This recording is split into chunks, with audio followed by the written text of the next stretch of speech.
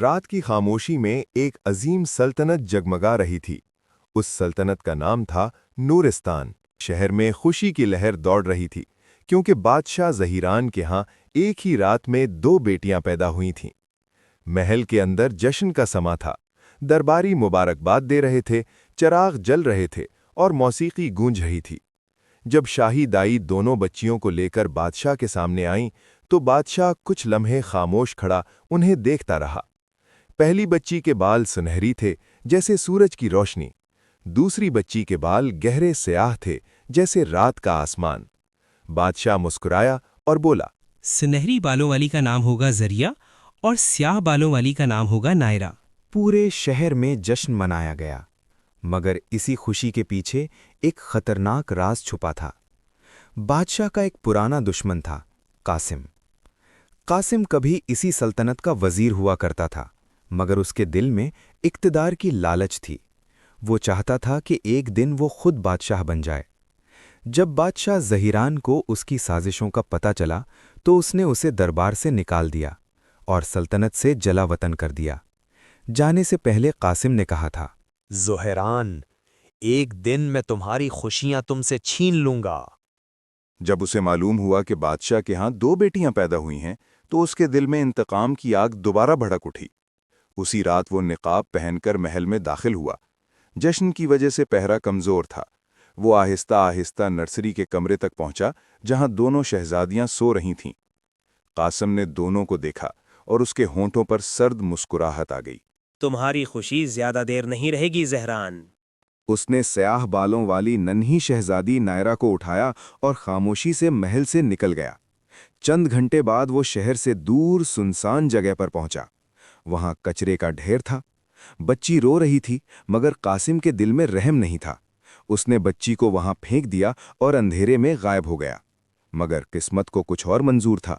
اسی وقت وہاں سے ایک غریب درزی رحمان گزر رہا تھا۔ وہ دوسرے شہر میں رہتا تھا اور کپڑے سی کر زندگی گزارتا تھا۔ اچانک اسے رونے کی آواز سنائی دی۔ وہ رک گیا اور آواز کے پیچھے گیا۔ جب اس نے کپڑے ہٹائے تو وہ حیران رہ گیا۔ وہاں ایک ننھی سی بچی لیٹی تھی۔ رحمان کی اپنی کوئی اولاد نہیں تھی۔ اس کا دل بھر آیا۔ اس نے بچی کو اٹھایا اور آسمان کی طرف دیکھ کر بولا، شاید اللہ نے تمہیں میرے لیے بھیجا ہے۔ وہ بچی کو اپنے گھر لے گیا۔ اس دن سے اس نے اسے اپنی بیٹی بنا لیا اور اس کا نام رکھا عائشہ۔ رحمان بچی کو لے کر اپنے شہر واپس آ گیا۔ اسے یہ معلوم نہیں تھا کہ وہ دراصل ایک شہزادی کو پال رہا ہے۔ ادھر محل میں صبح ہوتے ہی ہنگامہ مچ گیا۔ ایک شہزادی غائب تھی۔ بادشاہ زہیران نے پوری سلطنت میں اپنی بیٹی کو تلاش کروایا مگر وہ کہیں نہ ملی۔ سال گزرتے گئے۔ عائشہ بڑی ہو گئی۔ وہ نہایت خوبصورت اور عقلمند لڑکی تھی۔ وہ اپنے باپ رحمان کے ساتھ کپڑے سی کر اس کا ہاتھ بٹاتی تھی۔ اس کے ڈیزائن پورے شہر میں مشہور ہونے لگے۔ لوگ کہتے تھے کہ رحمان کی بیٹی کے ہاتھوں میں جادو ہے۔ دوسری طرف محل میں شہزادی زریہ بھی جوان ہو رہی تھی مگر اسے شاہی زندگی پسند نہیں تھی۔ وہ آزاد گھومنا چاہتی تھی، عام لوگوں کی طرح زندگی دیکھنا چاہتی تھی۔ ایک دن اعلان ہوا کہ سلطنت کے محل میں ایک عظیم جشن ہونے والا ہے۔ یہ جشن تھا شہزادہ آریان کی سالگرہ کا۔ محل کے لیے خاص لباس بنانے کے لیے درزیوں کو بلایا گیا۔ درزی رحمان بھی بلایا گیا مگر وہ بیمار تھا۔ اس نے عائشہ سے کہا، بیٹی، تم ہی جا کر ناپ لے آؤ۔ عائشہ پہلی بار محل گئی۔ جب وہ محل کے دروازے سے اندر داخل ہوئی تو اس کی آنکھیں حیرت سے کھل گئیں۔ ہر طرف سونے کے ستون، چمکتے فانوس اور سنگ مرمر کے فرش تھے۔ اسی وقت شہزادہ آریان کی نظر اس پر پڑی۔ وہ اسے دیکھ کر رک گیا۔ سادہ لباس مگر عجیب سی خوبصورتی۔ شہزادہ اس کے پاس آیا اور بولا، تم کون ہو؟ عائشہ نے احترام سے جواب دیا، میں درزی رحمان کی بیٹی ہوں۔ آپ کے جشن کے لباس کا ناپ لینے آئی ہوں۔ چند دن بعد عائشہ نے شہزادے کے لیے ایسا لباس تیار کیا جو پہلے کسی نے نہیں دیکھا تھا۔ جشن کی رات آ گئی۔ محل میں سینکڑوں مہمان آئے۔ موسیقی بج رہی تھی اور ہال روشنیوں سے جگمگا رہا تھا۔ شہزادہ آریان نے وہی لباس پہنا جو عائشہ نے بنایا تھا اور سب حیران رہ گئے۔ اسی جشن میں ایک اور بادشاہ بھی آیا تھا۔ وہ تھا بادشاہ زہیران اپنی بیٹی شہزادی زریہ کے ساتھ۔ وہ دراصل چاہتا تھا کہ زریہ کی شادی شہزادہ آریان سے ہو جائے मगर जरिया को ये सब पसंद नहीं था। कुछ देर बाद वो बोर होकर बाग में चली गई। चांदनी रात थी, वो अकेली चल रही थी कि अचानक एक नौजवान उसके सामने आया। वो बोला, आप उदास लग रही हैं शहजादी। जरिया चौंक गई। तुम कौन हो?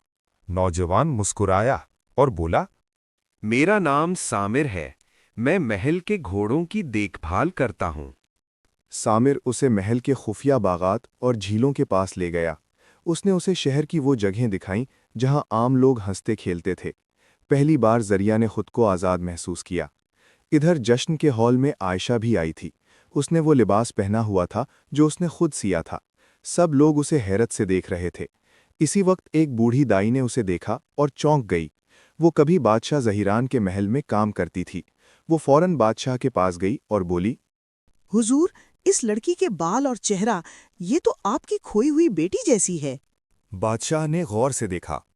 उसी वक्त उसकी नज़र आयशा के गले में लटके एक पुराने लॉकेट पर पड़ी, वही शाही निशान जो उसने अपनी खोई हुई बेटी को पहनाया था। बादशाह की आंखों में आंसू आ गए। मेरी बेटी नायरा। सच सामने आ गया।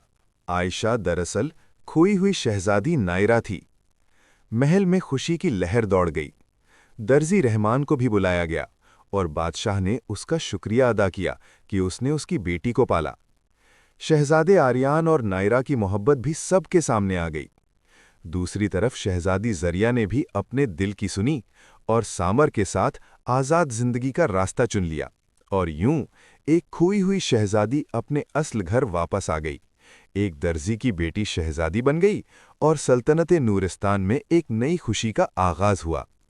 कहते हैं उस दिन के बाद नूरिस्तान में कई दिन तक जश्न मनाया गया और लोग आज भी इस कहानी को याद करते हैं।